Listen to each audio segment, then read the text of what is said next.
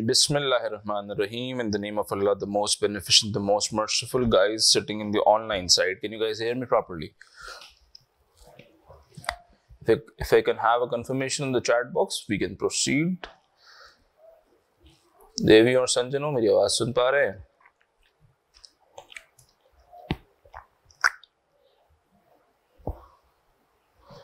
शायान साहब, मंजूर साहब, मेरी आवाज आ रही है? बेस्ट हो गया।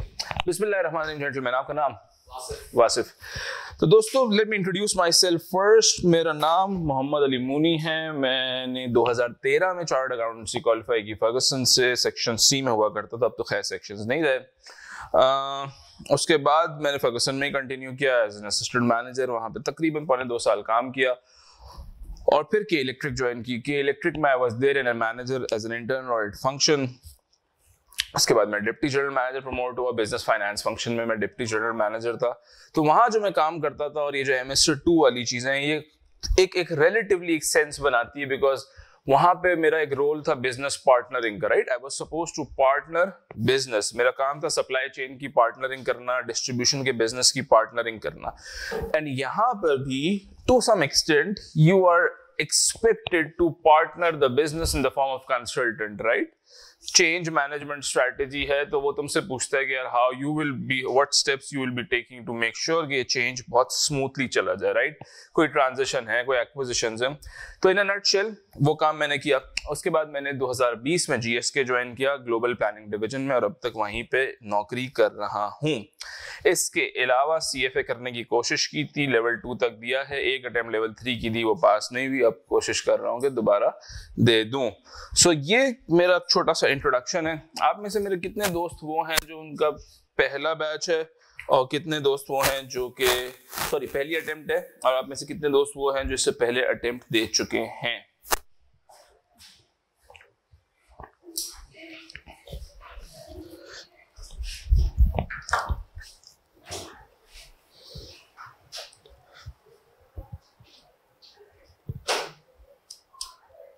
जाने मन, how many of you are दोस्त जिन्होंने पहले अटेम्प्ट दी हुई है, और आप में से कितने वो दोस्त हैं जिन्होंने अटेम्प्ट पहली दफा देनी है?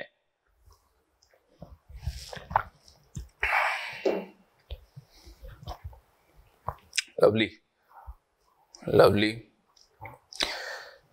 ओके, सो दोस्तों, MS2 आपको पता होगा 3.5 घंटे का पेपर है, जिसमें आपके पास स्ट्रैटेजिक पोर्शन आता है, फिर मार्केटिंग, IT और HR रिलेटेड पोर्शन आता है, फिर फाइनेंस रिलेटेड पोर्शन आता है, फिर टैक्स और फिर एथिक्स का पोर्शन आता है। हम डीप डाइव करेंगे आज सिलेबस में और देखेंगे कि व्हाट आर दी सिलेबस किस नौयत का है।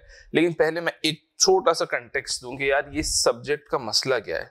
30%, 32% passing ratio is not a very satisfactory passing ratio for you and for me as well. अगर मैं भी पढ़ाता हूं और अगर अच्छा पासिंग रेशियो नहीं आता, तो कहीं ना कहीं हम गड़बड़ जरूर कर रहे हैं, which we need to figure out, right.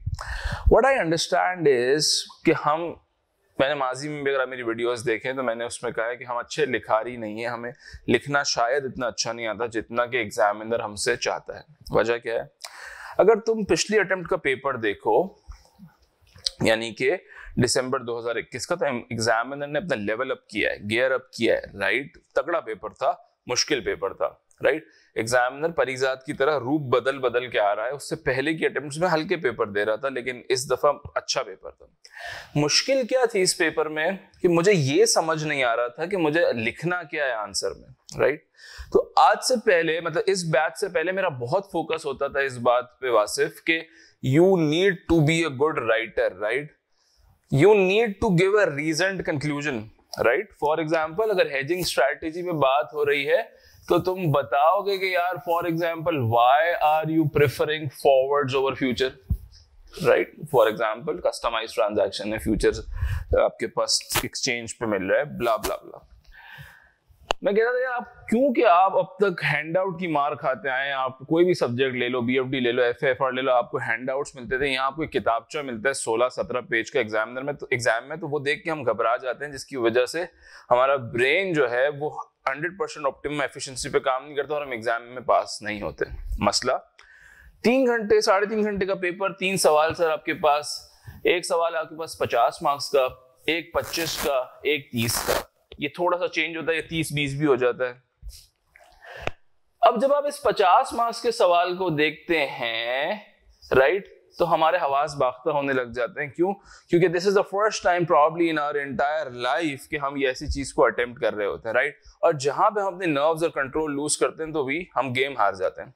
अच्छा, अब मेरा पॉइंट ये है कि आज से पहले मैं कहता था यार हम अच्छे लिखारी नहीं हैं, तो हमें, क्योंकि हम लिखते अच्छा नहीं है तो इसलिए जो है वो हम पेपर पास नहीं कर पाते। और आप जिनसे बहुत से लोगों से पूछोगे तो बोलेंगे यार 70% पेपर अटेम्प्ट हुआ, क्यों टाइम मैनेज नहीं हुआ, 80% पेपर अटेम्प्ट हुआ, क्यों टाइम मैनेज नहीं हुआ।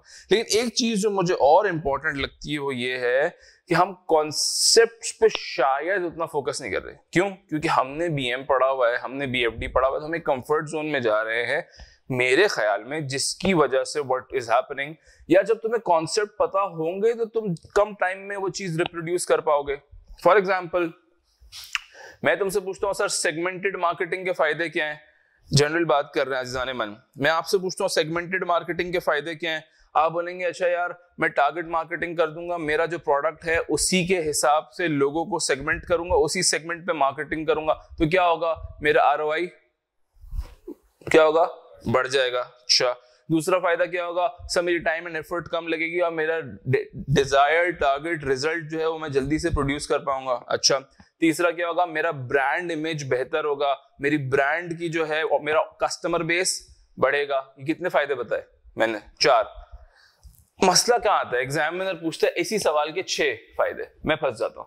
मैं क्या करता हूं, मैं जो पहला वाला फायदा था ना आरओआई बढ़ेगा, इसी को जाता हूं 5वें नंबर पे लिखता हूं, मेरी फाइनेंशियल परफॉर्मेंस बेहतर होगी, घंटा मार्क्स मिलेंगे। अच्छा, आज से पहले मैं कहता था यार लिखो तो अच्छा लिखो, अब मैंने 90% जान मार दी पिछले बैचेस में, लिखवाने के पूरे बोर्ड भर दिए, फिर भी हम पास नहीं हो रहे। तो ये मेरा असेसमेंट है, हो सकता है तुम्हारा कुछ और हो। मेरा असेसमेंट ये है कि जो बीएम के 8 चैप्टर्स हैं और जो बीएफडी के 6 चैप्टर्स हैं, उसमें we need to deep dive on concept. HR का सवाल आता है कि मैं फॉर एग्जांपल एक कंपनी को एक्वायर कर रहा हूं, तो मुझे फॉर एग्जांपल मर्जर करना है, एक कंपनी को मैंने एक्वायर कर लिया है, जम कर लिया अपने अंदर, अब चेंज को कैसे मैनेज करूं, तो मैं क्या बोलूंगा, 6 मार्क्स का मैं बोलूंगा कम्युनिकेट करूं एम्प्लॉय को, राइट, क्लियरली कम्युनिकेट कर दूं, मैं कुछ इंसेंटिवाइज कर दूं, ब्ला ब्ला ब्ला। लेकिन जब मैं 4थे-5वें में पहुंचूंगा मैं इसी की रिपीटेशन कर रहा हूँ।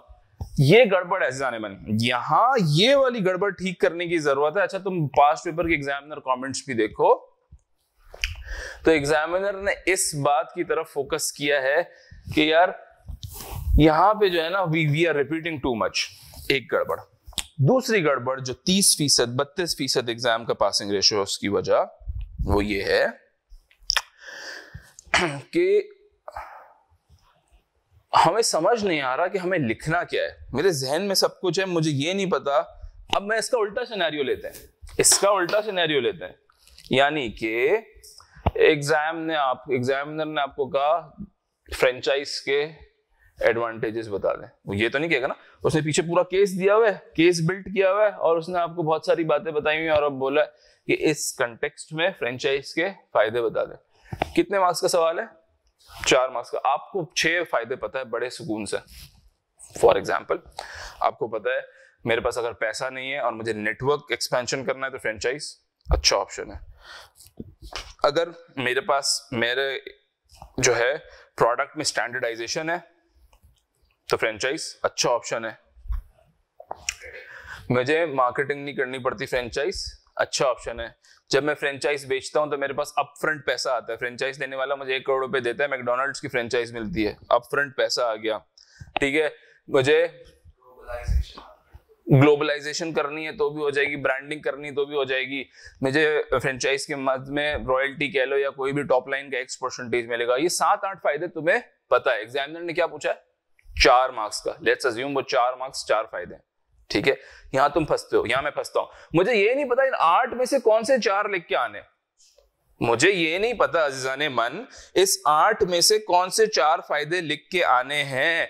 मैं फॉर एग्जाम्पल लिख के आ जाता हूं कि मेरी परफॉर्मेंस बहुत अच्छी हो जाएगी या मेरा टॉप लाइन बहुत अच्छी ग्रो हो जाएगी, या मेरा ओपी बहुत अच्छा ग्रो हो जाएगा। लेकिन मैं पीछे देखता हूँ एनेक्जर में ऑलरेडी गिवन है कि एबीसी कंपनी जो है वो सब्सटैंशियल ग्रोथ कर रही है कोविड के बाद, और उसका जो टॉप लाइन है वो लेट्स सपोज 20% से ग्रो कर रहा है, ओपी जो है ऑपरेटिंग प्रॉफिट है वो लेट्स सपोज 8% से ग्रो कर रहा है। तो ये बात लिखने का तुक ही नहीं बनता कि मैं फ्रेंचाइज दूंगा तो मेरी फाइनेंशियल परफॉर्मेंस अच्छी हो जाएगी, क्योंकि ऑलरेडी क्वेश्चन में गिवन है कि भाई मेरी फाइनेंशियल परफॉर्मेंस अच्छी है।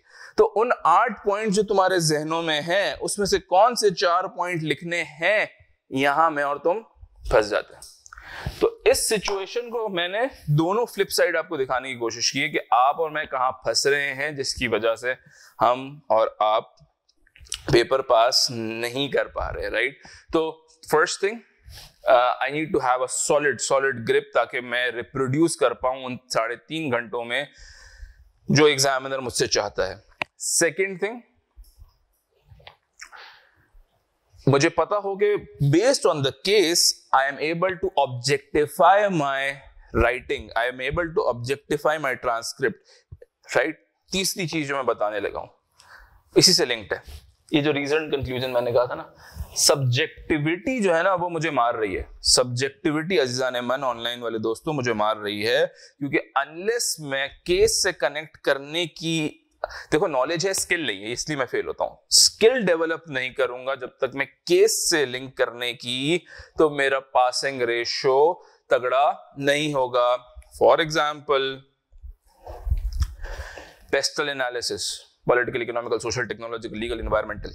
एग्जामिनर ने कभी नहीं कहा कि मुझे पेस्टल एनालिसिस लिख के दो। हाँ, केस में ऐसी बातें करिए कि मेरा जहन की वायरिंग खुद ब खुद बताती है हाँ पेस्टल एनालिसिस करना है। एग्जामिनर ने एक दफा पोर्टर्स 5 फोर्सेस का मांगा है, विंटर 2018 या समर 2018, उसके अलावा कभी नहीं कहा कि मुझे पोर्टर्स 5 फोर्सेस लिख के दो। लेकिन मुझे पता है कि जो उसने इंफॉर्मेशन दी हुई है वो इस बात का तकाजा करती है कि I shall be writing on bargaining power of customer, supplier, distributor, threats of external product, blah blah blah, right. So what's happening, मुझे सबसे पहले तो इस बात की निशानदेही करने की स्किल पैदा करने की एग्जामिनर मांग क्या रहा है। ये बहुत आसान है, मैं कर लेता हूं, तुम सबको पता है।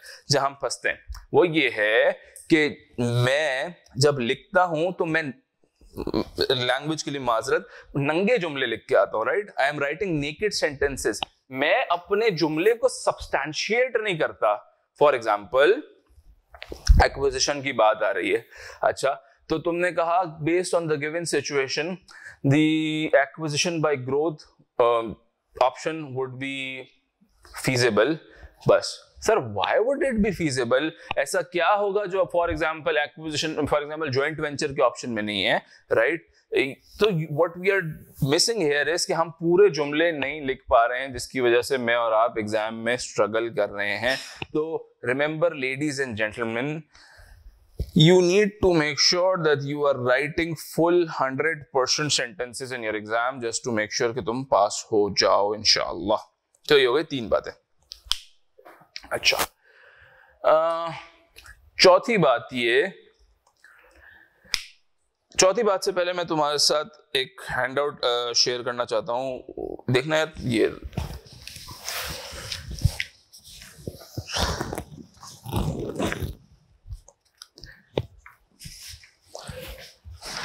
अच्छा, चौथी बात से पहले मैं जरा सा तुम्हें सिलेबस का फ्लेवर देता हूं, फिर मैं और गुफ्तगू आगे बढ़ाता हूं।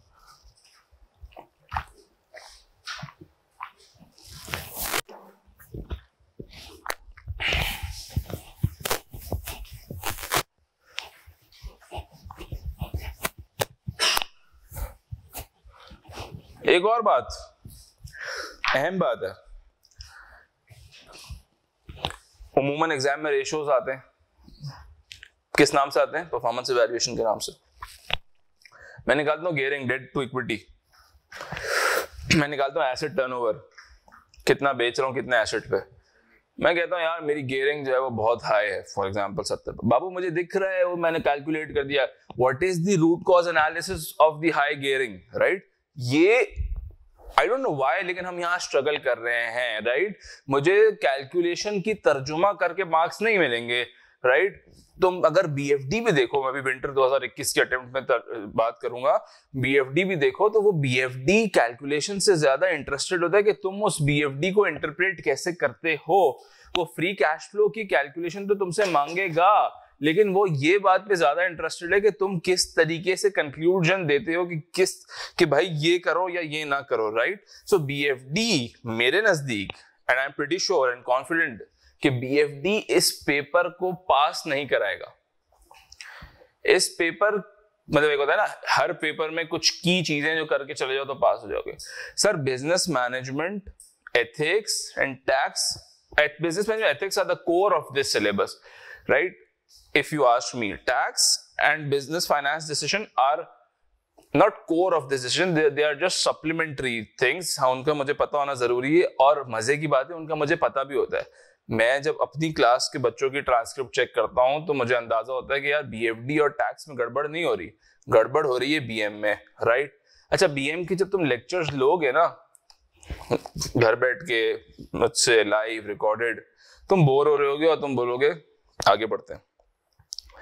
लेकिन वो वाला फेज जहां तुमने थोड़ा सा अपने आप को काबू करना है और वो लेक्चर्स कंप्लीट करने, क्योंकि मुझे यही समझ आ रहा है यार कि यही मसला है कि मैं फेल हो रहा हूँ, राइट? क्योंकि हम इतनी, अगर तुम पास्ट पेपर्स की भी प्रैक्टिस कर रहे हो, हर चीज कर रहे हो, तो तुम फेल क्यों हो रहे हो, right? So this is my assessment. Now let's deep dive on to syllabus कि सिलेबस है क्या।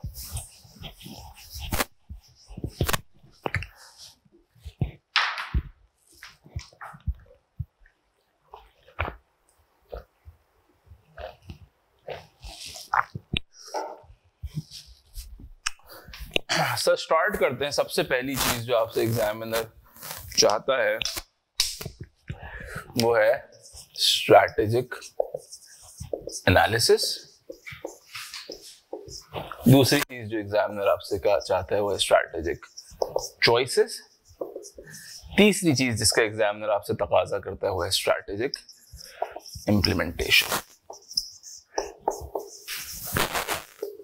ये इससे आप एक्सपेक्ट करें मेरे दोस्तों 15 मार्क्स का कंटेंट। क्या है दोस्तों strategic analysis? What will examiner ask? Examiner आपको एक एसजीसी कंस्ट्रक्शन, लिखते रहना अपने पास, आपको बाद में क्लिक होगा, 2018 का सवाल है एसजीसी कंस्ट्रक्शन। उसमें एग्जामिनर कहता है यार जरा एक्सटर्नल मार्केट को देख लो और बता दो कि मुझे काम करना चाहिए या नहीं करना चाहिए। यार जरा इंटरनल रिसोर्स एनालिसिस कर लो कि क्या मेरे पास इतना एक मसल्स है, क्या मेरी कॉम्पिटेंसीज हैं, क्या मैं इतना तगड़ा हूं कि मैं ये काम कर सकता हूं या नहीं कर सकता हूं। तो जब मैं ये बातें करता हूं तो आपके जहन में आएगा इन सबको देखने के कुछ टूल्स भी हैं। हाँ भाई हैं। जब स्ट्रेटेजिकली एनालाइज करना है किसी चीज को तो सबसे पहले तो मैं क्या करता हूं, SWOT एनालिसिस कर सकता हूं, राइट? उसके बाद मैं पेस्टल कर सकता हूं अगर मुझे एक्सटर्नल मार्केट को देखना है। पोर्टर डायमंड कर सकता हूं। वासिफ ने बताया 4 चीजें होती है पोर्टर डायमंड में। क्या होता था वासिफ? इंटरनल मैं देखता था कि नेचुरल रिसोर्सेज कितनी, लेबर कितना तगड़ा है, इस नौयत की चीजें देखता था। वासिफ ने बताया पोर्टर्स 5 फोर्सेस देख सकते हैं। वो क्या होता था? अभी हमने डिस्कस किया। वासिफ ने बताया बीसीजी मैट्रिक्स देख सकते हैं। कुछ प्रोडक्ट होते हैं जो स्टार होते हैं, कुछ प्रोडक्ट होते हैं जो कैश का होते हैं, कुछ प्रोडक्ट होते हैं जो क्वेश्चन मार्क होते हैं, कुछ प्रोडक्ट होते हैं जो डॉग होते हैं। वासिफ ने बताया प्रोडक्ट लाइफ साइकिल देख सकते हैं कि भाई इंट्रोडक्शन से शुरू हुआ, ग्रोथ पे गया, ग्रोथ से मैच्योरिटी पे गया, मैच्योरिटी से डिक्लाइन पे गया। ये ग्राफ तुम्हें याद होगा, राइट? सो strategic analysis में you need to know all these tools, right? value chain analysis देख सकते हैं भाई, कंपनी में वैल्यू चेन कहाँ है, वैल्यू किधर क्रिएट हो रही है, किधर वैल्यू क्रिएट नहीं हो रही। एग्जामिनर ये कुछ नहीं पूछेगा, लेकिन ये तुम्हें पता होगा तो जो एग्जामिनर पूछेगा वो तुम बता दोगे। Examiner will bring you in a situation। आप में से मेरे वो दोस्त अगर कोई जिसने पिछली अटेम्प्ट दी हुई है, पिछली अटेम्प्ट में क्या सवाल था? अंकल आजाद, क्वेश्चन नंबर 1 था, अंकल आजाद को रिकमेंडेशन करो कि हाउ टू ग्रो, या ग्रोथ के लिए क्या फैक्टर्स इंपॉर्टेंट है, राइट? तो वो अंकल आजाद की पूरी केस स्टडी थी, तो उसमें स्ट्रेटेजिकली एनालाइज करना था कि भाई किस तरीके से ग्रो करना है। तो मैं इसको आसान भाषा में समझाऊं, स्ट्रेटेजिक एनालिसिस है मसला। लेट्स आइडेंटिफाई द मसला, लेट्स आइडेंटिफाई इस पूरी इक्वेशन में क्या चीज है जो बैलेंस करने की जरूरत है। ये करने के बाद मैं आ जाता हूं स्ट्रेटेजिक चॉइसेस पे। अच्छा यार, ये बुफे में डिशेस हैं, इनमें से जो है हमारा एपेटाइट पूरा करेंगी, यानी कि ये स्ट्रेटेजिक चॉइसेस आया एक्विजिशन की, आया ज्वाइंट वेंचर की, आया फ्रेंचाइजिंग की, आया ऑर्गेनिक ग्रोथ की, आया इंटरनेशनल एक्सपेंशन की। ये वो चीजें हैं जो स्ट्रेटेजिकली चॉइसेस अवेलेबल हैं। अच्छा, इन चॉइसेस की इवैल्यूएशन भी तुम्हें एग्जामिनर इसी में पूछता है, राइट हो गया। इन चॉइसेस की इवैल्यूएशन भी एग्जामिनर तुम्हें इसी चैप्टर में पूछेगा। एक दफा माजी में एग्जामिनर ने टेस्ट किया सूटेबिलिटी, एक्सेप्टेबिलिटी, फिजिबिलिटी फ्रेमवर्क। क्या होता है, आया ये चॉइस जो मैं लेने जा रहा हूं वो मेरे तमाम के तमाम स्टेक होल्डर्स को एक्सेप्टेबल है या नहीं है। माना कि क्या शेयर होल्डर्स खुश होंगे इस चॉइस पे, क्या एम्प्लॉइज खुश होंगे, ब्ला ब्ला ब्ला। तीसरी चीज जो एग्जाम में टेस्ट होती है वो होती है स्ट्रेटेजिक इंप्लीमेंटेशन। मेरे वो दोस्त जो पिछले अटेम्प्ट दे चुके हैं उन्होंने देखा होगा, एक सवाल आया था ऑर्गेनाइजेशनल चेंज मैनेजमेंट पे कि ऑर्गेनाइजेशनल स्ट्रक्चर कैसा होना चाहिए और चेंज मैनेजमेंट। ये सारी बातें मैं करता हूँ स्ट्रेटेजिक इंप्लीमेंटेशन पे। What would be the post implementation challenges, what would be the pre implementation challenges. आपकी ऑर्गेनाइजेशन सैप लगाने जा रही है, sir what are the strategic implementation challenges, right. तो इस नौयत की चीजें आपको यहाँ पे टेस्ट हो रही होती है। चौथा टॉपिक मैं फिलहाल स्किप करता हूं और आता हूं डायरेक्ट पांचवें टॉपिक पे। पांचवा आपके पास आता है मार्केटिंग, छठा आपके पास आता है इंफॉर्मेशन स्ट्रेटेजी, इसको आसान भाषा में आप आईटी भी कह सकते हैं। सातवां आपके पास आता है ह्यूमन रिसोर्स मैनेजमेंट। आठवां this is something which has been newly introduced. ये पिछली अटेम्प्ट में नहीं था, इस अटेम्प्ट में अगर आपने देखा आईकेप का रिवाइज सिलेबस तो ये चीज आपको इस अटेम्प्ट में इंट्रोड्यूस भी, and I think examiner test करेगा। This is performance management. जो एग्जामिनर टेस्ट करता है वो परफॉर्मेंस इवैल्यूएशन है, राइट। इसमें एग्जामिनर आपको इससे जो पूछने जा रहा है वो sustainability reporting, ESG consideration, integrated reporting. ये नए जमाने की भाषा है। आप में से मेरे वो दोस्त जो फॉर्म में होंगे या आप सारे तकरीबन फॉर्म में होंगे, उन्होंने सस्टेनेबिलिटी वाली चीज, ESG वाली चीज कहीं ना कहीं देखी होगा, नहीं तो एनुअल रिपोर्ट में जरूर पड़ी होगी। ये इससे पहले टेस्ट नहीं होता था। अच्छा, मार्केटिंग में एग्जामिनर बहुत कुछ टेस्ट कर सकते हैं। ये मेरा इतना वो नहीं है, ये हमारा इतना कोर, मतलब हमारा इतना स्ट्रेंथ नहीं है ये। क्यों? क्योंकि यहाँ पे एग्जामिनर आपसे पूछेगा ई कॉमर्स पूछ चुका है, ऑनलाइन सेल्स कैसे मार्केटिंग करूं पूछ चुका है, 7 P's 4 P's एग्जामिनर आपसे डायरेक्टली एक दफा पूछा है 6 I's of marketing, 6 I's of marketing. यहाँ पे एग्जामिनर आपसे पूछेगा कस्टमर रिलेशनशिप मैनेजमेंट। यहाँ एग्जामिनर आपसे पूछेगा किस मार्केटिंग का सेगमेंटेशन किस तरीके से होनी चाहिए, मार्केट की पोजीशनिंग कैसे होनी चाहिए। ये सारी चीजें एग्जामिनर आपसे यहाँ से पूछते हैं। अब मैंने हमेशा फोकस किया है यहाँ पे, एग्जामिनर आपसे आज के जमाने में ई मार्केटिंग पे जरूर बात करेगा, सोशल मीडिया मार्केटिंग पे जरूर बात करनी चाहिए उसको। तो ये कुछ हॉट टॉपिक्स है। इंफॉर्मेशन स्ट्रेटेजी पे आ जाओ। यहाँ आपसे वो बात करेगा अगेन ERP रिलेटेड चीजें, right, cyber security, cloud computing, data, big data का सवाल एग्जामिनर पूछ चुका है, पूछ सकता है, राइट। इस नौयत की चीजें आपसे यहाँ पे वो टेस्ट कर रहे हैं। And human resource management, score card, performance, बंदों की परफॉर्मेंस इवैल्यूएशन, स्टाफ मोटिवेशन, इस नौयत की चीजें पूछ चुका है। अब परफॉर्मेंस मैनेजमेंट मैंने आपसे डिस्कस किया। अब जो मैं आपको बताने जा रहा हूँ अज़्ज़ान मन, वो ये है, ये मेरी बेट है, ये मेरा ख्याल है और मैं पहली क्लास में बता रहा हूँ आपको कि एग्जामिनर अगले अटेम्प्ट में क्या पूछेगा बेस्ड ऑन एक्सपीरियंस और बेस्ड ऑन जो एग्जामिनर अभी तक पूछ चुका है। सर ये information strategy I am 75% sure कि नेक्स्ट अटेम्प्ट के लिए एग्जामिनर आपसे पूछेगा, राइट। क्योंकि लास्ट 2 अटेम्प्ट से इंफॉर्मेशन स्ट्रैटेजी, IT स्ट्रैटेजी पे एग्जामिनर ने इतनी बात नहीं करी है, सो आई एम प्रीटी श्योर ये आपसे पूछेगा। ये चीजें तो पूछता ही है, मतलब ये, अच्छा इसमें इतना बड़ा ये तीनों चीजें कि ये आई जाती है और आती है। अब आते हैं एक कदम आगे, राइट, और अब हम बात करते हैं BFD की चीजों पे और फिर मैं आपको बताऊंगा कि और एग्जामिनर आपसे क्या पूछेगा। सर BFD में आ जाए आप, परफॉर्मेंस इवैल्यूएशन, वर्किंग कैपिटल, ये मैं सिलेबस की फॉर्मेट नहीं बता रहा, मेरे जहन में जो है वो बता रहा हूं। Hedging, valuation, cash flows, capital structure.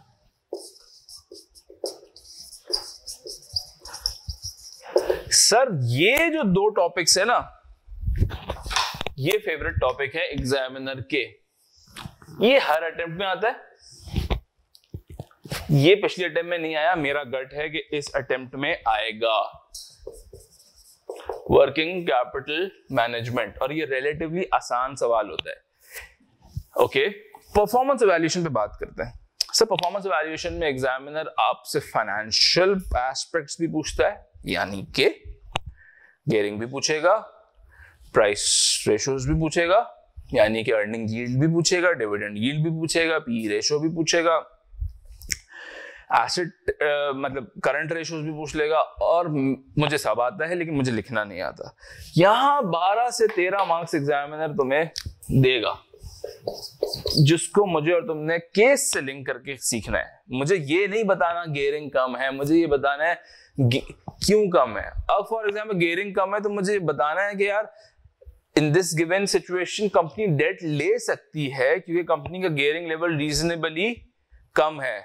अच्छा, मैंने गियरिंग के साथ इंटरेस्ट कवर को कनेक्ट करना है, राइट? गियरिंग के साथ इंटरेस्ट कवर के रेशियो को कनेक्ट करना है, कैश फ्लोज के साथ लिक्विडिटी रेशियो को कनेक्ट करना है, वर्किंग कैपिटल के साथ receivables turnover, payable turnover, cash conversion cycle, operating cycle को कनेक्ट करना है।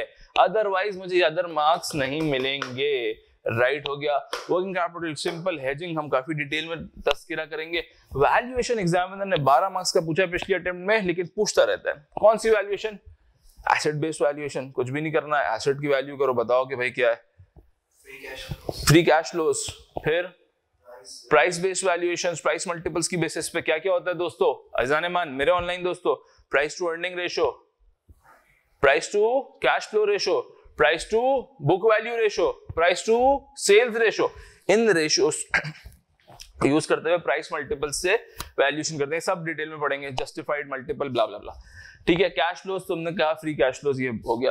कैपिटल स्ट्रक्चर, सर मैंने डेट लेना है, मेरे कैपिटल स्ट्रक्चर पे क्या इंपैक्ट होगा, मेरे ईपीएस पे क्या इंपैक्ट होगा, मेरे गियरिंग पे क्या इंपैक्ट होगा, बड़ा हाँ केडी सब इसमें ही हम कवर कर लेंगे। सो दिस इज दी बीएफडी की चीज। यहां मैं आपको कुछ दे दूं, सब परफॉर्मेंस इवैल्यूएशन पूछता है, पूछेगा, वर्किंग कैपिटल मैनेजमेंट मेरा ख्याल है पूछेगा, इंफॉर्मेशन स्ट्रैटेजी मेरा ख्याल है पूछेगा, टैक्स हर अटेम्प्ट में आपसे पूछता है, इस अटेम्प्ट में भी पूछेगा। आओ मैं तुम्हें बताता हूं अज़ीज़ान मन, टैक्स में क्या पूछता है। वो क्या पूछता है सर? सेक्शन 59 पूछता है। क्या? ग्रुप टैक्सेशन पूछता है कि भाई 100% अगर कंपनी ले ली तो ग्रुप टैक्सेशन की क्या क्लॉजेस मुझ पे अप्लाई होंगे। सर ग्रुप रिलीफ की बात करता है। अगर एग्जाम में दिख रहा हो 60% 70% एक्विजिशन है तो तुम ग्रुप टैक्सेशन खुदारा नहीं लिख के आओगे, ग्रुप रिलीफ की बात करोगे। राइट हो गया। एग्जामिनर तुमसे पूछ सकता है। अच्छा ये बहुत बड़ा एरिया है, इसमें I am just trying to funnel down what are the key चीजें जो एग्जामिनर पूछ सकता है। विदहोल्डिंग टैक्स वाली चीजें पूछ सकता है। जो फाइनेंस रिसेंट फाइनेंस एक्ट में चेंजेस आई हैं वो एग्जामिनर पूछता है। अगर तुम याद करो 2020 में गालिबन या 19 में कंट्रोल फॉरेन कंपनी का कॉन्सेप्ट आया था, ये जो पनामा वाले केसेस थे, उसके बाद एग्जामिनर ने अगले अटेम्प्ट में पूछ लिया था वो। तो वो मैं तुम्हें हैंड आउट दूंगा रिसेंट फाइनेंस एक्ट की चेंजेस का। विदहोल्डिंग टैक्स की कंसिडरेशंस एग्जामिनर पूछेगा, मिनिमम टैक्स पूछ सकता है। एक अटेम्प्ट में सेल्स टैक्स पूछा था उसने, 4 मार्क्स का 6 मार्क्स का। मैं सेल्स टैक्स नहीं पढ़ाऊंगा, मैं इनकम टैक्स तुम्हें कवर करा रहा हूँ बिजनेस से रिलेटेड कि भाई एसेट बिजनेस डिस्पोज हो गया, एसेट डिस्पोज हो गया। लेकिन मेजरली टैक्स का सवाल इसके साथ आता है। कोई स्ट्रेटेजिक चॉइस देगा, बोलेगा अच्छा अब इस पर टैक्स की इंप्लीकेशन बता दो। अंकल आजाद में इसने कहा एओपी कंपनी में बदल रही है, 10 मार्क्स का बता दो। एक दफा डिप्रिसिएशन का पूछ लिया। अगर अब डिप्रिसिएशन को उसने तुम्हें पूछ लिया तो अज़ीज़ान मन तुम्हें याद होना चाहिए रिसेंट फाइनेंस एक्ट में डिप्रिसिएशन की कुछ चेंजेस आई और अल्टरनेट डिप्रिसिएशन, एक्सेलरेटेड डिप्रिसिएशन के प्रोविजंस पे कुछ चेंजेस आ गई। Right, so you should be well versed with these changes. Right, 2019 में या 2018 में चेंज आया कि यार पहले क्या होता था, डेप्रिसिएशन अमोर्टाइजेशन था हयात, फिर 50% बैलेंस वाला चेंज आया. So you need to be well versed with this. फिर एक एग्जामिनर का पसंदीदा टॉपिक एथिक्स का, जिसमें पहली दफा माजी में यानी कि पिछली अटेम्प्ट में एग्जामिनर ने 16 मार्क्स का तुमसे सवाल पूछा है. Right, ethics plus CCG. CCG simple है, ठीक है, एक स्ट्रक्चर दे देगा. एक कंपनी बन रही है, क्या बोर्ड कैसा दिखना चाहिए, एक कंपनी का बोर्ड ऐसा है, इसमें क्या गड़बड़ है. एथिक्स में एग्जामिनर के बहुत बड़ा लेवल प्लेइंग फील्ड है और उसको पूछना भी चाहिए क्या सीएसआर इनिशिएटिव होने चाहिए. मैं यहाँ बिजली का प्लांट लगा रहा हूँ, सीएसआर के क्या मसले हैं. Right, for example conflict of interest की वो सिचुएशन देता है कि मैं एक डील करने जा रहा हूँ, उसमें मेरा भाई दूसरी कंपनी की बोर्ड में, क्या कॉन्फ्लिक्ट ऑफ इंटरेस्ट है. सायरा कुंडी का सवाल है आईकेप का. फॉर एग्जाम्पल एग्जामिनर पूछेगा कि एक एक्सीडेंट हुआ है, मैंने उसको सही से डिस्क्लोज नहीं किया, मैंने कुछ झूठ बोले. पैरागॉन फिटनेस का सवाल, क्या एथिकल कंसिडरेशंस हैं. एग्जामिनर वो नहीं पूछेगा मेरे ख्याल में. एक दफा पूछा है उसने, independence, objectivity, professional competence and due care, blah blah blah. Right, वो बचपन उसको नहीं पूछना चाहिए. एक दफा पूछा है बिजनेस एथिक्स के बारे में, पूछेगा बिजनेस में ऐसा सिनेरियो है क्या करूं. राइट, इसके लिए मैं मुश्किल से एक क्लास लूंगा या आधी क्लास लूंगा. You need to know how to write for this, because this is simple. O level A level में ऐसे बेस एग्जाम होता था, कुछ पढ़ाई करके नहीं जाता था. मैं एक रात पहले मूवी देख के जाते थे, चिल करके बैठना होता था एग्जाम में और वो ऐसे लिखना होता था. राइट, तो यहाँ पे भी वो चिल वाला फैक्टर चाहिए और ये वाले इस तरीके के सवाल आप क्लोज कर देंगे. तो ये हुआ अज़ीज़ान मन सिलेबस पे चर्चा. अब कोई सवाल नहीं तो हम आगे बढ़े. मेरे दोस्तों, कोई सवाल? मंजूर साहब, शायान साहब, उमर साहब.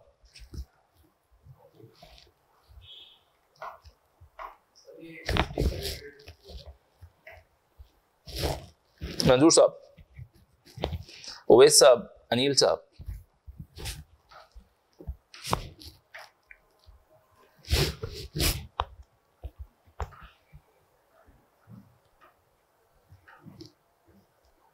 Okay, let's move forward. Wasif साहब कह रहे हैं इंटीग्रेटेड रिपोर्टिंग क्या है? इंटीग्रेटेड रिपोर्टिंग हो गया, सीएसआर, मिरर टेस्ट हो रहा है, ये सब एथिक्स के लिए. इंटीग्रेटेड रिपोर्टिंग इधर आ रहा है, बाकी वो एथिक्स में आ रहा है. अच्छा, एक चीज मैंने यहाँ नहीं लिखी थी, वो थी बिजनेस रिस्क. ये भी एग्जामिनर का फेवरेट टॉपिक है, लेकिन बिजनेस रिस्क एट टाइम्स वो इसके साथ पूछता है, एट टाइम्स वो इसके साथ पूछेगा. राइट, सो ये एग्जामिनर का फेवरेट टॉपिक है जहां पे एग्जामिनर टेस्ट कर रहा होता है.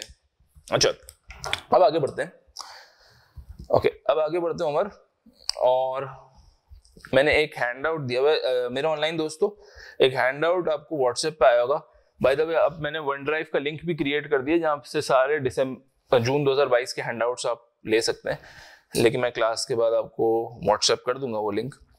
अगर आप लोग प्लीज वो खोल लें हैंडआउट अपने पास, जो कि एक है एनालिसिस ऑफ पास्ट पेपर्स. बहुत छोटा छोटा लिखा हुआ और बहुत ही घटिया फॉर्मेटिंग है, लेकिन आप खोल लें.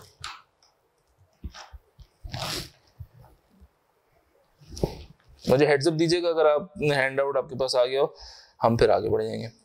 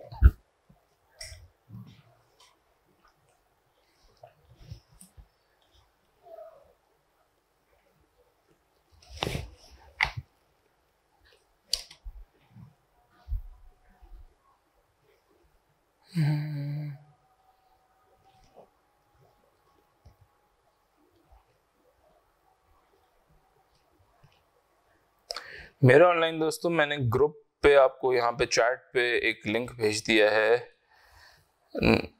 मैंने एक चैट पे लिंक भेज दिया है वन ड्राइव का, इस पे आप जाइए और जून 2022 के फोल्डर में जाइए please, and you will be able to access all these handouts.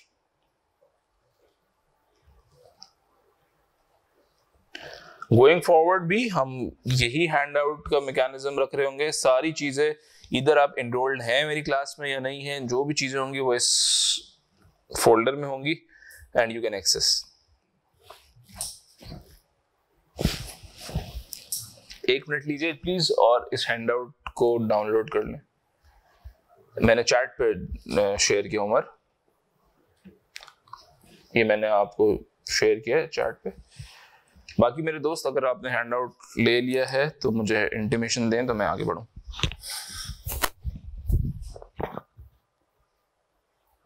Receivable management जरूर एग्जामिन होता है, ईओक्यू एग्जामिन नहीं होता। वो तगड़ा फॉर्मूला है, अब तो एग्जामिन नहीं हुआ, मुझे उम्मीद है आगे भी नहीं होगा।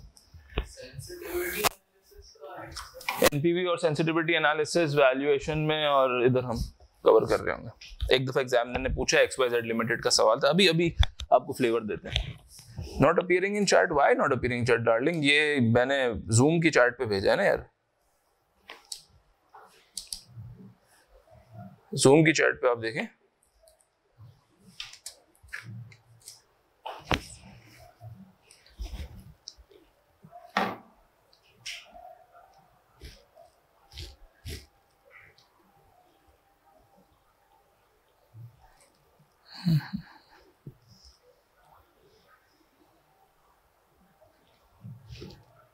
What?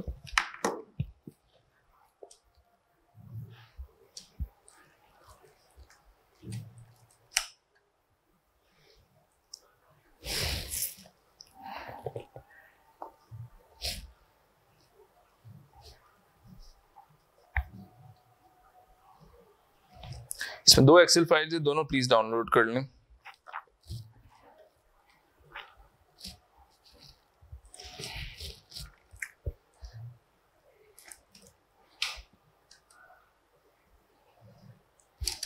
अच्छा, इस लिंक को प्लीज अपने पास पिन कर लीजिए। क्यों? बिकॉज इसी पे मैं सारी चीजें शेयर कर रहा हूँ। मैं लेटर ऑन क्लास के बाद व्हाट्सएप पे भी शेयर कर दूंगा।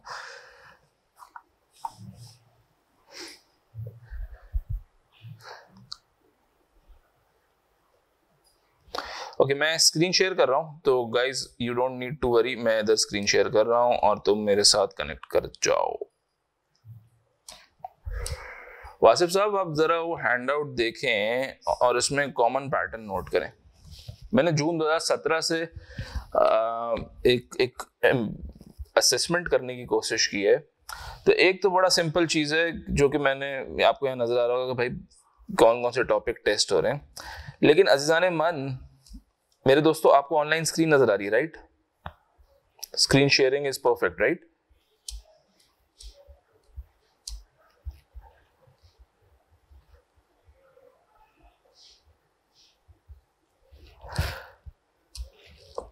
जून 2017 8 मार्क्स का परफॉर्मेंस इवैल्यूएशन, दिसंबर 2017 9 मार्क्स का परफॉर्मेंस इवैल्यूएशन, जून 18 9 मार्क्स का परफॉर्मेंस इवैल्यूएशन, दिसंबर 18 6 मार्क्स का परफॉर्मेंस इवैल्यूएशन, जून 19 परफॉर्मेंस इवैल्यूएशन टेस्ट नहीं हुआ राइट? दिसंबर 19 15 मार्क्स का परफॉर्मेंस इवैल्यूएशन, दिसंबर 20 13 मार्क्स का परफॉर्मेंस इवैल्यूएशन, जून 21 16 मार्क्स का परफॉर्मेंस इवैल्यूएशन, दिसंबर 21 13 मार्क्स का परफॉर्मेंस इवैल्यूएशन। तुम चेक कर रहे हो ये कर्व ट्रेजेक्टरी अपवर्ड होते जा रही है राइट? तो व्हाट्स हैपनिंग, अब एग्जामिनर अपना फोकस चेंज कर रहा है। अगर तुम माजी 2017 के पास पेपर्स देखो, एक दफा एग्जामिनर ने दिया एडजस्टेड प्रेजेंट वैल्यू निकाल दो, कितने मार्क्स की? 20 मार्क्स की। क्या होता है एडजस्टेड प्रेजेंट वैल्यू? जहां डेट सिग्निफिकेंट फैक्टर हो आपके कैपिटल का 95%, लेट्स सपोज डेट है, डेट बहुत ज्यादा हो तो मैं टैक्स रिलीफ अलग से निकालता हूं डेट का, बाद में देखेंगे। लेकिन अब क्या कर रहा है एग्जामिनर फोकस को शिफ्ट कर रहा है बीएफडी से टुवर्ड्स दिस बीएम, और तुम्हें देख रहे हो। अच्छा, परफॉर्मेंस इवैल्यूएशन प्योर बीएम नहीं है, it's a culmination of both BM and BFD. right? It has some BM stuff, it has some BFD stuff, it has ratios, it has blah blah, लेकिन it asks you to write something. तो ये एक important चीज है जो मुझे highlight करनी है. दूसरी चीज देखो अजीज़ान मन, वर्किंग कैपिटल. दिसंबर 17 में टेस्ट होता है 10 मार्क्स का, राइट? फिर तुम्हारे पास टेस्ट हुआ जून 19 में 15 मार्क्स का, फिर टेस्ट हुआ जून 21 में 9 मार्क्स का. So what I think is कि वर्किंग कैपिटल भी एक चीज है जो टेस्टेबल एरिया है और वाकई में आसान एरिया है, फुल अच्छे मार्क्स गेन कर सकते हैं जो टेस्ट हो सकती है, right? So this is something जो एग्जामिनर आपसे टेस्ट कर रहा है. अब एक और मैं आपको पैटर्न दिखाता हूं इसमें से. अगर जून 17 देखो, एग्जामिनर ने टिपिकल टॉपिक्स टेस्ट किए. क्या? Acquisition, foreign exchange risk, hedging, remuneration schemes, financing packages, ethics. ये टॉपिक्स या इनकी बात की कुछ अटेम्प्ट्स के टॉपिक बिल्कुल ट्रांसलेशन है जो मैंने यहां बात करी. क्या है? ट्रांसलेशन है जो मैंने यहां बात की. अब देखो गड़बड़ हो कहां रही है. आ जाओ आगे की अटेम्प्ट्स में. लेट्स सपोज 21 दिसंबर देखते हैं. दिसंबर 21 क्या पूछ रहा है? परफॉर्मेंस इवैल्यूएशन, ठीक है. Financial and non financial performance evaluation करनी थी. फिर वो एक एग्जामिनर आपको कह रहा है भाई स्ट्रेटेजिक ऑब्जेक्टिव बता दो कि स्ट्रेटेजिक ऑब्जेक्टिव्स क्या होंगे. अभी मैं आपको बताता हूं. एग्जामिनर आपसे पूछ रहा है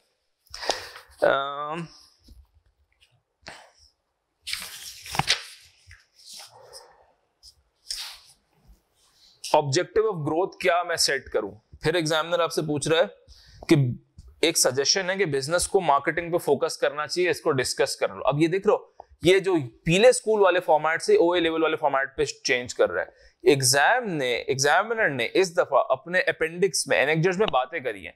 ए ने कहा ये, बी ने कहा ये, अब तुम बता दो तुम्हारा क्या ख्याल है, राइट? अब ये क्या पूछ रहा है कि what are the dimensions used for segmentation, ठीक है. फिर पूछा है वेंचर कैपिटल क्या होता है.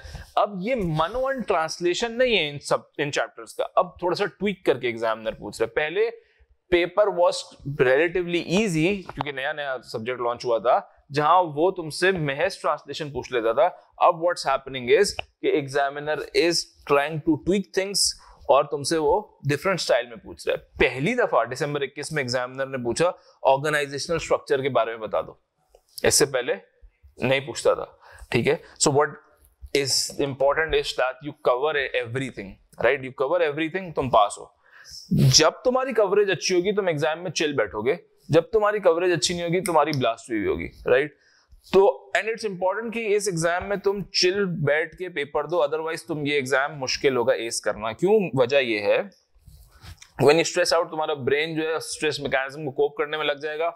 पेपर पूरा नहीं होगा, लिखोगे तो गड़बड़ लिखोगे. और कोई तो वजह है ना मेरे दोस्तों, जो 30% लोग ही पास कर पा रहे हैं. तो ये इंपॉर्टेंट चीज है. मैं ज्यादा इसमें डिटेल में नहीं जाता, अपने घर पे देख लेना कि क्या पैटर्न्स हैं, लेकिन मैंने कुछ चीजें तुम्हारे लिए प्रेडिक्ट कर दी हैं. अब आ जाओ मेरे दोस्तों, एक और आपको मैंने हैंड आउट दिया है आईकेप के क्वेश्चंस का. वो आप देखते हैं, तो उसके बाद देखेंगे हम अपनी क्लास को किस तरीके से लेके चलेंगे और फिर मजीद चर्चा करते हैं.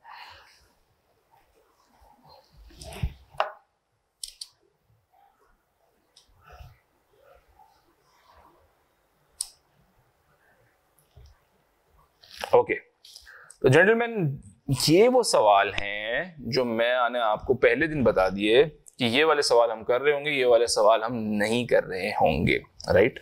सो इफ मैंने जून 2017 से स्टार्ट किया है और मैंने बताया कि okay these are the questions जो मैं आपको क्लास में करा रहा हूँगा. ये वो क्वेश्चंस है जो मैं नहीं करा रहा हूँ, तो probably you can at the very start covering these questions on your own, right?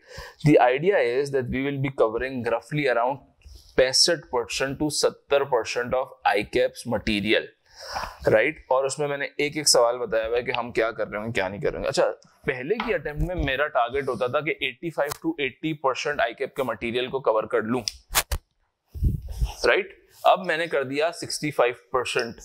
Why? Because अब हम अपना फोकस चेंज कर रहे हैं. पहले भी हम करते थे, लेकिन हम फोकस चेंज कर रहे हैं ICAW के क्वेश्चंस पे. पहले भी हम करते थे, लेकिन अब हम थोड़ा सा क्वांटम बढ़ाने की कोशिश कर रहे हैं, बिकॉज आई थिंक ये स्ट्रैटेजी रिलेटिवली बेहतर रहेगी, राइट? सो मेरे दोस्तों डे 1 से आपको पता है कि ये क्वेश्चन हम करेंगे, ये क्वेश्चन हम नहीं करेंगे। इस लिस्ट में 5% चीजें ऊपर नीचे होंगी, but it's just to give a directional message on the very first class कि okay you need to do this, I will be helping you out in this, right? Before moving forward कि class कैसे चलेगी, कब कितना होगा, हम कितने lectures ले रहे होंगे, let me just seek your attention on दिसंबर 2021 का पेपर, right? अच्छा, अब देखो दिसंबर 21 के पेपर में एक हम वो पढ़ते हैं रिक्वायरमेंट और थोड़ा सा इस पे सोचते हैं। अंकल आजाद के सवाल में, अच्छा थोड़ा सा आपको कनेक्टिविटी मिसिंग होगी क्योंकि आपने केस नहीं पढ़ा हुआ, लेकिन मैं आपसे कुछ बातें करना चाहता हूं। अंकल आजाद के सवाल में it says assess the financial and non financial performance of uncle Azad for the year ended October 31 2021। ये वो सवाल है जो हम एग्जाम में हमने पिछली अटेम्प्ट में तगड़ा करके प्रैक्टिस की थी, तो मसला नहीं होना चाहिए था स्टूडेंट्स को। अच्छा, दूसरा सवाल, evaluate from the perspective of key stakeholders Yasmin's view that Uncle Azad need to set an objective of growth in revenue and profit। इस सवाल को अगर एग्जामिनर यूं पूछता ना, what are the benefits of Uncle Azad setting the growth objective of growth and revenue and profit, तुम आसानी से बता देते। मैं और तुम फंसे कहां, हमें यही समझ नहीं आया इसमें लिखना क्या है। अच्छा, और ये मैं क्लेम भी नहीं करूंगा कि मैंने क्लास में कवर किया है, क्योंकि this is a one of thing. हमने क्लास में इस नौयत का सवाल शायद नहीं कवर किया होगा कि यार अगर वो इस तरीके से पूछ ले, लेकिन ये मैं तुम्हें फोकस कराना चाह रहा हूं कि examiner is changing the tone. तीसरा सवाल देखो, discuss Yasmeen suggestion that business needs to have a more focused approach towards marketing. What are the benefits of having a more focused approach towards marketing, right? So what's happening अब कि इसमें पीछे manager देखो बातें हो रही है यास्मीन की, अंकल आजाद की, ब्ला ब्ला, तो you need to figure out कि यार अच्छा इसमें से मुझे ये चीज पिक करनी है। मेरे दोस्तों वो बंदा पास है इस पेपर में जो कि बड़ी मछली पकड़ सके। मसला क्या आता है, जब तुम सवाल पढ़ते हो तो तुम एट टाइम्स क्या होता है, तुम बहुत छोटी छोटी चुन्नी चुन्नी चीजों में फंस जाते हो, राइट? मैंने खालिद फरीद से पढ़ा था, वो कहता था थिंक सिंपल, राइट? तो एट टाइम्स हम इतना कॉम्प्लिकेट कर रहे हैं इस पेपर को कि वो जो मेजर चीज है ना, जो बड़ी मछली वो नहीं हाथ में आ रही, हम कह रहे हैं अच्छा ये भी देख लें वो भी देख लें, लेकिन एक बिगर पिक्चर जो सामने नजर आ रही है हम उसको इग्नोर कर रहे हैं, राइट? तो when you are reading your exam, when you are reading your paper, when you are reading your transcript, when you are reading the question, try to identify the big fishes और उसको पकड़ के मसले को identify करके answer देने की कोशिश करेंगे। Suggest what dimension should be used for segmenting, आसान सवाल था, right? Evaluate the proposal that Uncle Azad should apply for venture capital, मुनासिब सवाल था, राइट? फिर एथिक्स का सवाल है जो कि, फिर टैक्स का सवाल है, ये थोड़ा मुश्किल सवाल था बिकॉज बहुत ही ओपन एंडेड था। अब देखो 10 मार्क्स का सवाल, briefly discuss the tax implication for Uncle Azad and its member if it is decided to convert the AOP into wholly owned company। हाँ, लेकिन देखो बहुत सारे लोगों ने सिर्फ लिख दिया कंपनी के फायदे और नुकसान, मेंबर्स के फायदे और नुकसान नहीं लिखे, एक मसला। दूसरा मसला, एसेट का डिस्पोजल, हमें क्या ये लिखना था कि एओपी में क्या ट्रीटमेंट्स अलग हैं बनिस्बत कंपनी के। हमें ये लिखना था कंपनी अगर एसेट डिस्पोज ऑफ करेगी फुल्ली तो उसमें ये कंसिडरेशन से, एओपी करेगी तो ये टैक्सेशन है, राइट? जहां जहां बड़े स्टार्क डिफरेंसेस थे ना, हमें वो लिखने थे, राइट? वहां हम गड़बड़ कर गए, हम चले गए दूसरी मद में कि भाई एक लीगल नेट मिल जाएगा, एक शेल में एक लीगल लायबिलिटी हो जाएगी, ये शेयर स्ट्रक्चर होगा। You are getting what I am trying to say. यहाँ ये हमें अपना गट यूज करना था और ये बताना था कि अच्छा क्या मेंबर्स को फायदे नुकसान होंगे, क्या बड़े बड़े चेंजेस आ जाएंगे अगर मैं कंपनी बन गया, राइट? लॉ की भाषा में बताने थे। मैंने बहुत जनरलाइज फायदे नुकसान बता दिए थे इस सवाल में, तो ये मार्क्स नहीं मिले मुझे इसमें। Shikarpur gas, calculate the coupon rate required, मुश्किल नहीं था, आसान सवाल था। ऑर्गेनाइजेशनल स्ट्रक्चर की चेंजेस पहली दफा आई थी, लोग घबराए होंगे। Issues faced by management as a result of proposed change, ये सवाल कैसा लग रहा है तुम्हें? आसान मुश्किल? आसान है, लेकिन तुम फंसे कहां? इसके बराबर में देखो क्या लिखा है, 8 मार्क्स। अब तुमने बोला यार ये तो बिल्कुल बच्चा है, जब तुम लिखने बैठे एग्जाम में तुम्हारे जहन में 4 से 5 पॉइंट्स आ रहे हैं, फंस गए तुम, समझ गए? अब तुमने क्या किया मेरे दोस्तों, ये की है तुमने क्या किया, तुमने 10 मिनट लगाया उन 3 पॉइंट्स को सोचने में, साला वो 3 पॉइंट्स भी याद नहीं आया, वो 10 मिनट भी चले गए और आगे का पेपर भी चले गया।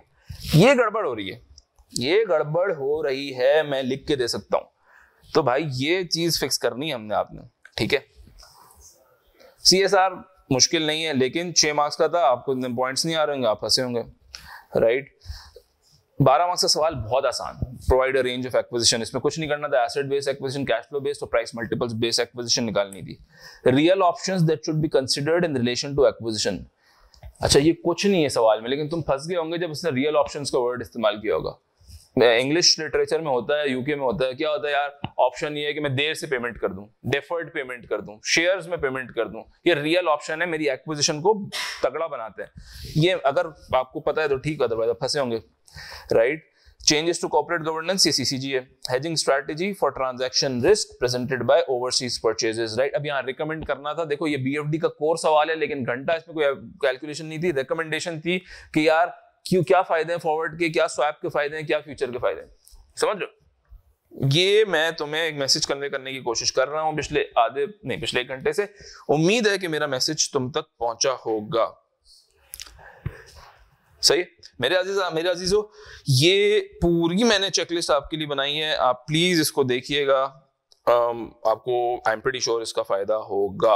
इसको पढ़िएगा तो आपको अंदाजा हो जाएगा एग्जामिनर क्या पूछता है क्या नहीं पूछता है, और क्लास की डायरेक्शन भी मिलेगी। अगर आपका कोई सवाल ना हो तो मैं मूव कर जाऊं कि हम अपनी क्लास को कैसे लेके चलेंगे।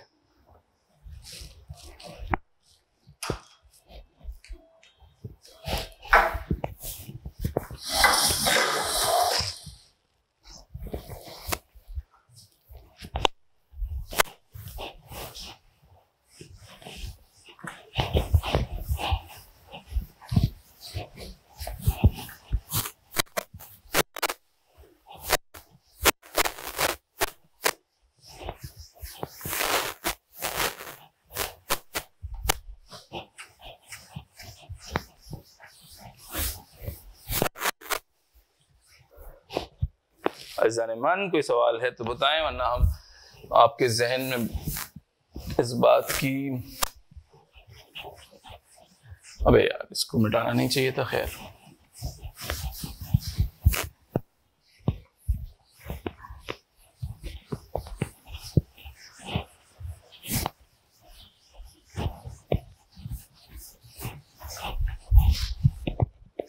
Okay, let's move. पहले मैं बताता हूँ कौन से मटेरियल्स मैं रेकमेंड करूंगा, मर्जी आपकी। मैंने वीडियो में भी शायद बताया था कि आपने देखा हो कि आई वुड रेकमेंड ICW वाली चीज। If you are taking class तो मैं प्रेजेंटेशंस रखता हूँ पावर पॉइंट की, उसमें वन ड्राइव पे, इररिस्पेक्टिव तुम इनरोल हो नहीं तुम्हारे पास एक्सेस होगा। लेकिन अगर तुम क्लास ले रहे हो तो तुम्हें इतनी टेंशन नहीं है, तुम उस प्रेजेंटेशन में अपने नोट्स लिखते जाओगे लेक्चर्स के, तो तुम उसको रिवाइज कर सकते हो। इफ नॉट तो आई वुड सजेस्ट कि तुम स्टडी टेक्स्ट पढ़ लो, राइट। इस बात पे नहीं तुम you can not rely on the fact कि यार तुम्हें पता है, you need to study on study text. There are certain चीजें जो रेलिवेंट नहीं है स्टडी टेक्स्ट में, वो तुम्हें खुद समझ आ जाएगी। कुछ अकाउंटिंग की चीजें वो you can exclude them, number 1। Number 2, you need to practice on ICAEW revision kit। ICAEW की रिविजन किट में से मैं कुछ क्वेश्चंस कराए, माजी में भी हमने करे। मैं आपको क्वांटम बताया था, 8 से 10 क्वेश्चंस हमने करे हैं। मुझे उम्मीद है कि इस दफा भी हम 8 से 10 या 10 से 12 क्वेश्चंस कर रहे होंगे, राइट। तो आई लेट यू नो कि मैं ये क्वेश्चंस तो मैं कराऊंगा, जिस तरह मैंने आपको ICAP के बता दी, ये क्वेश्चंस आप कर लीजिए। उसमें आई लेट यू नो कि मेरे ख्याल में ये क्वेश्चंस करने की जरूरत ही नहीं है। ये वो क्वेश्चन जो आपको करने हैं मैं नहीं कराऊंगा, ये वो क्वेश्चन जो आपको करने हैं मैं कराऊंगा। ये बात हो गई। BFD के लिए मैंने आपको बताया था, आप अपना रजिस्टर देख लीजिए। क्लासेस ले रहे होंगे तो क्लासेस में सारी चीजें हम रिवाइज कर रहे होंगे, फ्रॉम बेसिक टू आगे की चीजें। लेकिन अगेन मेरा ज्यादा फोकस होगा राइटिंग स्टाइल्स पे, BM पे, how to link BFD with BM, इस पे ज्यादा फोकस होगा। लेकिन हम हेजिंग की बेसिक्स से लेकर एंड तक, वैल्यूएशन की चीजें, ये सारी चीजें हम कवर करते हैं। अच्छा, तो ये बातें हो गई। अच्छा, MSA 2 की जो वर्कबुक है उसमें कुछ तगड़े सवाल हैं जो मैं मार्क करा दूंगा, जैसे कामरान एंड को, PCL, कुछ तगड़े सवाल मैं मार्क करा दूंगा। 3 सवाल इस दफा नए हैं, उसने ऐड किए हैं। अगर आप देखें तो MSA 2 की वर्कबुक नई इसने अपलोड करी है, 3 नए सवाल हैं, वो भी हम इंशाल्लाह देख रहे होंगे। सो आई विल मार्क दैट। लेकिन सिर्फ आप उस पर रिलाई नहीं कर सकते हैं। And CCG you need to go through. मेरा मूड नहीं होता सीसीजी क्लास में पढ़ाने का, लेकिन जरूरत हुई और आवाम ने फरमाइश आई तो आई डू दैट, लेकिन सीसीजी आप खुद भी पढ़ सकते हैं। राइट हो गया। अब क्लास के हिसाब से वी आर प्लानिंग कि 2 या 3 क्लासेस होंगी। क्लास 2.5 घंटे की एक हुआ करेगी, जिस because what we used to do is हमारा बोर्ड पूरा भरता है जब हम सवाल को सॉल्व कर रहे होते हैं, तो एट द वेरी स्टार्ट में आपको पूरे जुमले लिख के दे रहा होता हूँ कि आप ऐसे लिखें ऐसे लिखें ऐसे लिखें, जस्ट टू फैमिलियराइज यू, अदरवाइज फिर उसको हम थोड़ा सा पेसअप कर रहे होंगे। मैं आपको बता देता हूँ कि किस तरीके से लेक्चर फ्लो कर रहे होंगे। पहले हम बीएम का पोर्शन स्टार्ट कर रहे होंगे, स्ट्रैटेजी वाला। राइट, इसमें 3 चीजें आ गई, analysis, choice and implementation. Right, इसमें यू कैन से कि जो आपका 4 आवर्स मेरे ख्याल से वुड बी योर, मैं बोल रहा हूँ वुड बी योर थ्योरी वाली चीजें। राइट, एंड रफली around 7 to 8 hours would be practice वाली चीजें। लेट्स मेक 7, ज्यादा हम एम्बिशियस भी नहीं होते। राइट, तो इसमें हमारे 11 घंटे लग रहे होंगे। राइट हो गया। उसके बाद मार्केटिंग, आईटी, एचआर। राइट, इसमें मेरे जो लेक्चर्स हैं वो 5 घंटे के होंगे। प्रैक्टिस जो है वो तकरीबन आपके पास 7 घंटे की होगी, तो दिस वुड बी अराउंड 12 घंटे। राइट हो गया। परफॉर्मेंस मैनेजमेंट, मेरे लेक्चर्स होंगे 0 आवर्स के, प्रैक्टिस होगी इसमें लगभग 10 घंटे की, तो ये आपके पास 10 आवर्स यहाँ पे एलोकेट हो जाएंगे। ठीक है। उसके बाद वर्किंग कैपिटल, मेरा लेक्चर मुश्किल से 30 मिनट का होगा, यहाँ लिख देते हैं 0 आवर्स। प्रैक्टिस होगी 4 घंटे की, तो ये आपके पास हो गया 4 आवर्स। इसके बाद बिजनेस रिस्क, मेरा लेक्चर होगा 0 या 1 नहीं, इसमें मैं 1 घंटा बोलता हूँ कुछ, और लगभग 4 घंटे की आपके पास प्रैक्टिस होगी, तो ये आपके पास हो जाएंगे 5 घंटे। इसके बाद आपके पास आ जाएगी सर वैल्यूएशन, जिसमें मैं आपको I will be taking your time. मैं इसको यूं कर देता हूँ, valuation plus capital structure plus cash flow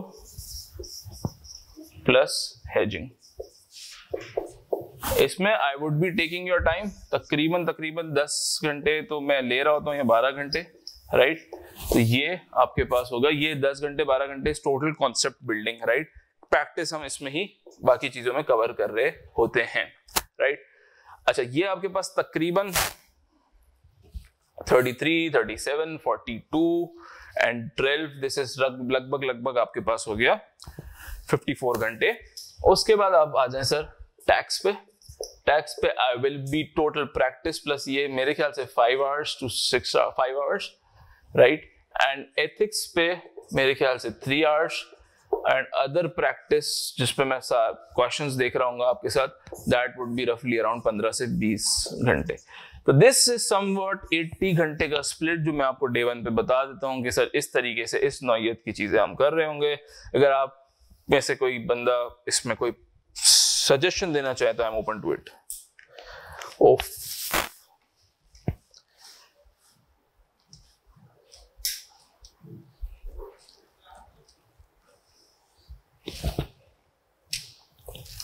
मेरे दोस्तों मेरे ऑनलाइन दोस्तों, स्क्रीन शेयर हो रही थी, गालिबन ये बोर्ड नजर नहीं आ रहा होगा, ये मैं गुफ्तगू कर रहा था। राइट, आप मेरे साथ, मेरी आवाज आप तक जरूर पहुंच रही थी, लेकिन मेरी तस्वीर आप तक शायद मुकम्मल नहीं आ रही थी।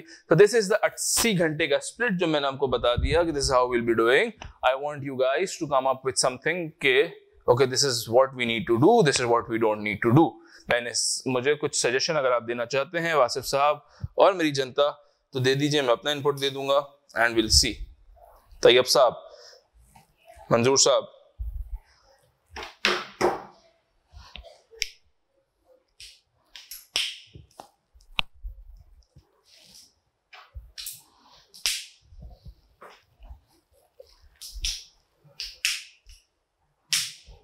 क्लियर है। एक चीज और आपकी इंपॉर्टेंट चीज आपके लिए, लेक्चर्स एक दिन के लैग से एलएमएस पे जो इनका है केएनएस का, उस पर अपलोड हो जाते हैं। कुछ सवाल मैंने ऑलरेडी रिकॉर्डेड हैं, वो मैं आपको उसकी रिकॉर्डिंग्स दे रहा हूँ, so you will need to go through those recordings. Right, the idea is कि दिस कॉन्सेप्ट बिल्डिंग वाली चीजें would be live, this would be live, right? Just to make it more interactive. और questions में 60% live होगा, 40% शायद recorded आपको lectures मिल जाएंगे, right है? This is the thing. LMS में एक दिन का लैग आता है, मैं अभी से आपको बता रहा हूँ, not to set high expectations with you.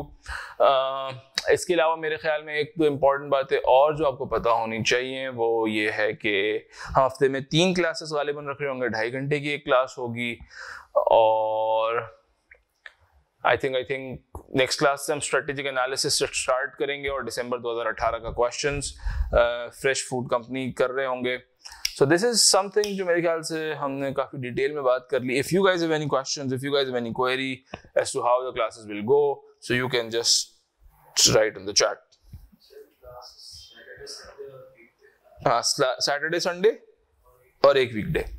हाँ, मेरा टारगेट ये है कि मैं अप्रैल के एंड तक खत्म कर दूंगा सेशन, ताकि तुम चिल करो और फिर घर पे जो तुम्हें करना है वो कर लो, राइट? अच्छा, मैं कुछ ट्रांसक्रिप्ट्स आपके साथ शेयर कर रहा हूँ वन ड्राइव पे जो मैंने ऑलरेडी चेक की हुई हैं, तो बड़ा डिटेल में लिखा यार यहाँ गड़बड़ हो रही है, यहाँ गड़बड़ हो रही है, यहाँ गड़बड़ हो रही है, वो जरूर जरूर जरूर देखनी, वो बाइबल है तुम्हारे लिए. आप मुझे अपनी ट्रांसक्रिप्ट देंगे अगर चेक करने का, तो ये सोच के दीजिएगा मैं 10 दिन का अपना टाइम लेता हूँ, थोड़ा सा मैं सोचता हूँ इसमें, और उसके बाद आपको फीडबैक दे रहा हूँ. थोड़ा सा आप क्वेश्चन रख के मुझे अपनी ट्रांसक्रिप्ट दे दीजिएगा. आई will B at your service, right? हो गया. So Saturday, Sunday and one weekday. Shayan साहब कोई सवाल?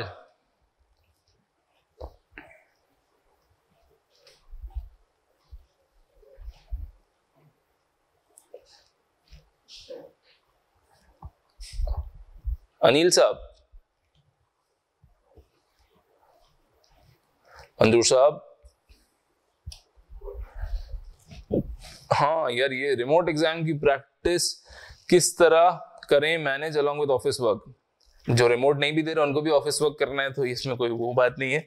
लेकिन अनिल साहब थोड़ा चैलेंजिंग है, मतलब you are at disadvantages position as compare to दोस्त जो कि फिजिकली अपीयर हो रहे हैं एग्जाम में.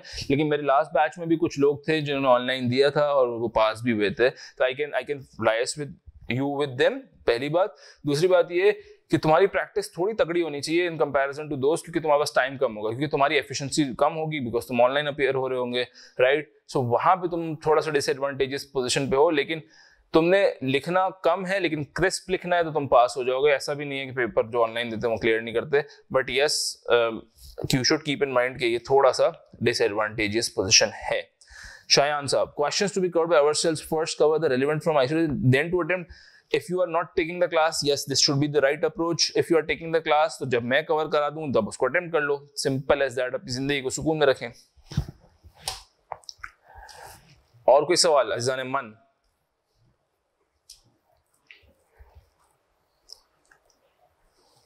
वासिफ साहब, और कोई सवाल?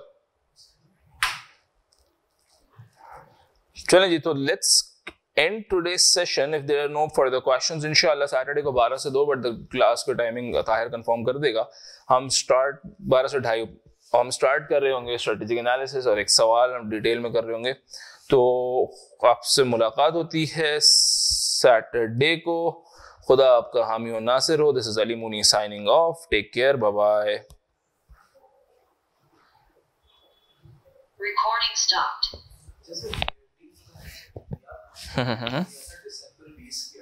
ओके, वो तो हम इधर कवर करेंगे ना, इधर कवर हो जाएगा, इसकी टेंशन नहीं है. बिकॉज जब तुम प्रैक्टिस भी कर रहे होगे ना यहाँ पे, तो तुम कोर ये सवाल तो नहीं होगा, समझ रहे हो? कोर एनालिसिस का सवाल नहीं होगा, उसमें बीएफडी का कुछ तो तड़का लगा हुआ होगा ना, मतलब वो एनपीवी कैलकुलेट करा के एनालाइज कराएगा ना, तो वहां पे तुम थोड़ा रिफ्रेश होता रहेगा. हाँ, ये बीएम इधर कवर होगा, इधर कवर होगा, ठीक है, इधर कवर होगा. ये मैं जानबूझ के नहीं कराता क्योंकि हम बच्चे नहीं है, इसलिए मैं इधर फोकस करता हूँ. सबसे इंपॉर्टेंट एरिया परफॉर्मेंस मैनेजमेंट. सिर्फ रेशियोज नहीं आते इसमें, डिविजनल परफॉर्मेंस मैनेजमेंट, कोई डिवीजन क्लोज कर रहा हूँ उसका परफॉर्मेंस पे इम्पैक्ट क्या आएगा, तो ये हमेशा आता है. जैसे मैंने अभी आपको बताया था, यहाँ पे भी लिखा था, तो इस पे मेरा कोर फोकस होता है कि यार ये अगर तुम ये सवाल अच्छे से कर लो 12 मार्क्स। तुम टैक्स कर लो, एवरेज 8 मार्क्स, 20 मार्क्स। एथिक्स कर लो, 5 मार्क्स, 25 मार्क्स तुम सॉलिड कर लिए तुमने। फिर तुम्हारा चांसेस टू क्लियर बढ़ जाता है, समझ रहे हो? तो ये इसलिए मेरा फोकस रहता है कि ये। अच्छा, एक चीज मैं बताना भूल गया, कुछ लोग हैं अभी ऑनलाइन कि यार 2 स्ट्रैटेजीज होती हैं। एक होता है कि बहुत सारे लोग क्वेश्चन 1 अटेम्प्ट करते हैं, 2, 3। मेरा आइडिया ये होता है कि यार आप 3, अगर आप कंफर्टेबल हैं तो 3 वाला 2 वाला पहले अटेम्प्ट कर लो, बिकॉज आप जब 50 मार्क्स का करने जाते हो ना तो आप कहीं ना कहीं फंस जाते हो। A B C D E 5 marks होते हैं अमूमन, 5 पार्ट्स होते हैं अमूमन, तो आप कहीं ना कहीं फंसते हो। फिर आप बैठते हो, फिर आपके पास जब आप 2-3 करने बैठते हो 1 घंटा बचा होता है या 1.25 घंटा। फिर आप उस 1.25 घंटे में इतना स्पीड अप करते हो कि 2-3 की राइटिंग की उसको समझ नहीं आती। तो कोशिश करो अज़ीज़ान मन 2-3 निपटाओ, 50 मार्क्स पूरे करो। फिर क्वेश्चन नंबर 1 है और तुम्हारा बचा हुआ टाइम है।